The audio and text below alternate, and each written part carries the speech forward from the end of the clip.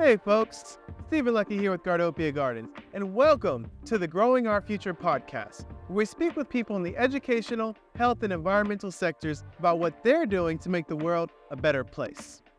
This episode is part one of the Talking Tree Farm podcast, where we meet with Sarah and Sylvain about what they're doing in the San Antonio region around their permaculture project.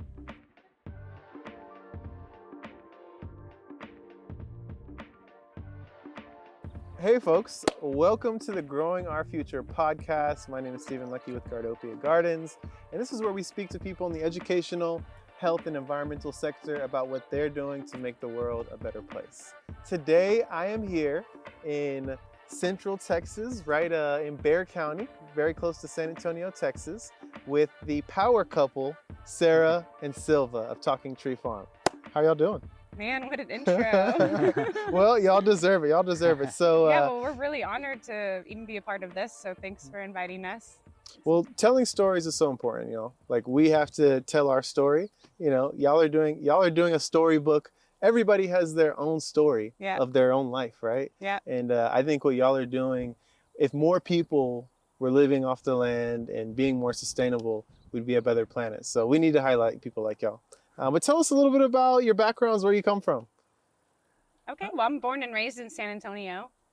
So MacArthur, Incarnate Word University. Yeah, there we go. Go Brahmas, go Cards. Yeah. And my community's here. My network is here. My family is here. My connection to nature is here, my roots. So I'm really happy to be spending this time of my life here, raising my kids and learning from the land and growing stuff and constantly working and learning and implementing new ideas. So, and that's really what we do here in the last decade. A decade? Yeah. Nice. Yeah, because I didn't grow up knowing really anything. No, you weren't a gardener or farmer as a kid? No, I remember when I met Sylvain in Thailand, it was a constant like, what is this? What is this? And it was the simplest things, like lettuce and carrots and things that are in the ground that we eat all the time, but I literally didn't recognize it. And even in the transition, when it was this big, I didn't recognize it. And then I'd come back in the garden and it's this big and I still have to ask, what is this? Yep. And so now I've, grown a bit and it's continuous. I think that's why I love what we do, is because it's like this continuous education. And nature constantly changes too. Always so it's like you can't really evolve. know, and then you're just always observing and Lessons evolving from with it. nature, Evolving. for sure. And what about you, Sylvain? I'm from France, You're from France. Okay, what part of France? middle south, near Lyon. Okay, Lyon. And then I left to Thailand when I was 19 years old. Hey, And then that's where I met Sarah, okay. What were you doing in Thailand? living the life. Living the life. Yeah, what part of, where in Thailand? Did some islands, and then I spent most of my time on the mainland, in a small fisherman village. Okay. And then we just hanging out on the beach with friends and then have a little, bar, we are playing music, Sure. go fishing in the evening, go in the jungle, pick up fruit in the day. And Building bungalows, building gardens. building Beautiful. stuff. So, and then Sarah was teaching English in the city that was an hour away from us. You came to Thailand? Yeah. To teach, English second language. Okay. And I was part of a program and would have to take a bus an hour to the beach where I met Sylvain. He rented me a tent to camp on the Hey, beach look at you, gentleman. and played music in the night. Yes. Was it or the wood floor? Yeah, the beach was beautiful. I can imagine. And I always like to be sustainable, over there. Were you farming in Thailand? No, but my parents, they were, they used to have a garden before. I mean, in France, you see a lot of garden. Are there? Markets, like farmers market. It's All over. It's all over, So I was used to that, but the way I was living with my friend, go fishing, go harvest fruit in the jungle. Eating off the land. We start to, grow our stuff, eating from the land, and then, just living, community living, basically, We are just helping each other, and then we're getting tourists in the weekend and get some money out of that. Yeah, I've never been to Asia in general, Southeast Asia, but just the tropics, right, is just a beautiful space. I wish our beaches here in Texas were a little nicer. But yeah, being, close to water and having those resources, those natural resources, is critical. So y'all are both in Thailand, y'all meet, and then you're like, let's go start a farm in Texas. Was that the conversation? Yeah, I think that's really what it Kind was. of. We had an opportunity to come back because my family doesn't have land, and so a family friend had some land in Converse and was like, Okay. come do what you're doing over there, do it over here. And maybe that was like The click. partnership with my mom a bit to try and get me back home because I had already spent 3 years away. And She's like, all right, she's gotta like, get her back. invite her to come do what she's doing there to do it here, maybe. But for me, it was an opportunity to, I mean, I didn't know much, but from 3 years of learning, I knew that this type of living or education or sustainability or natural, learning nature and how to use it, it was not present where I was raised, that knowledge or that education. So Here in the San Antonio region, we don't maybe, get a lot of it, right? Yeah, I wasn't exposed to it. Yeah. And I was learning for the first time in my late 20s, about how to grow my own food and how to harvest my rainwater to do my laundry or wash my dishes, or even how to filter it to drink it. And all those things I was becoming more and more fascinated about, and felt the importance just to be more self-sustainable and independent, free. Sure. And wanted to come back home, and didn't know what we were getting ourselves into, because I was thinking the education would start immediately and I would see results. And I think that it was a big learning curve for me to come back to Texas and not know anything about the environment, the true land, and what it provides and gives and how it changes. So it's been a decade, and it's really been for me just learning and implementing things that are toolbox for permaculture.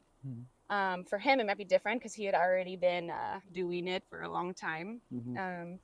But for me here to come back to my community and try and not only teach them, but to show them, to plant and to create systems so that they can see with their own eyes and have a different perspective of how things can be done, maybe more efficiently, save energy, healthy. And these are some, you used the word permaculture techniques. Yeah. And so y'all have been, y'all met and then y'all come here to Texas and you start a farm using some permaculture techniques here in the Texas region. What was that like? And I mean, we're here at a farm right now that is amazing.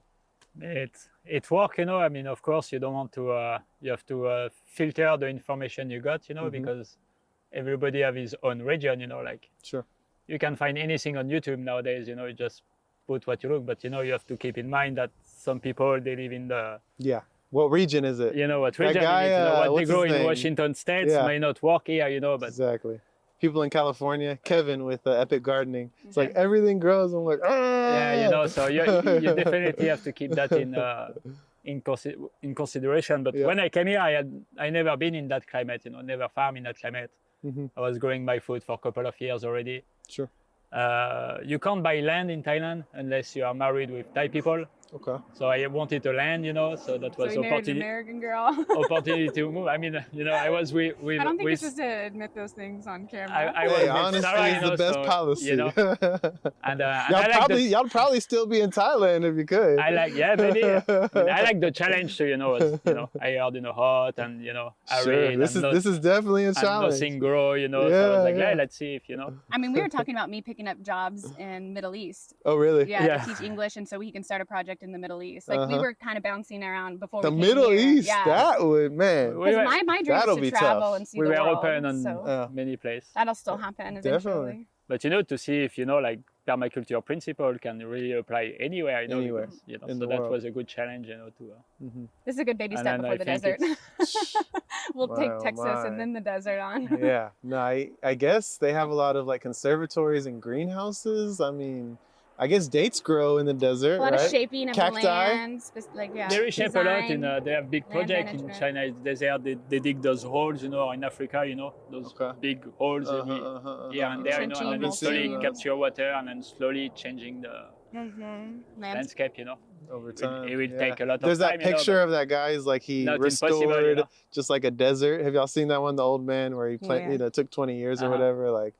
I like finding the environments that have potential already. A lot of stuff will grow here. Yeah. And then have you seen those videos of the guy who does it by himself in 24 hours? He repopulates an entire valley. He just goes with planting. He's racing against his own time. And then he changes the whole landscape in a day. In a you day? can really do one man in a day. Yeah, just planting. I gotta see that one. Marcos, can you work that magic? We built Gardopia in a day. No, yeah, it's not the case. Not the case. Those time lapses. Well, this is an amazing place that we're at. It has so much going on. You have different partnerships. Tell me a little bit about what's happening here in present day. TTF.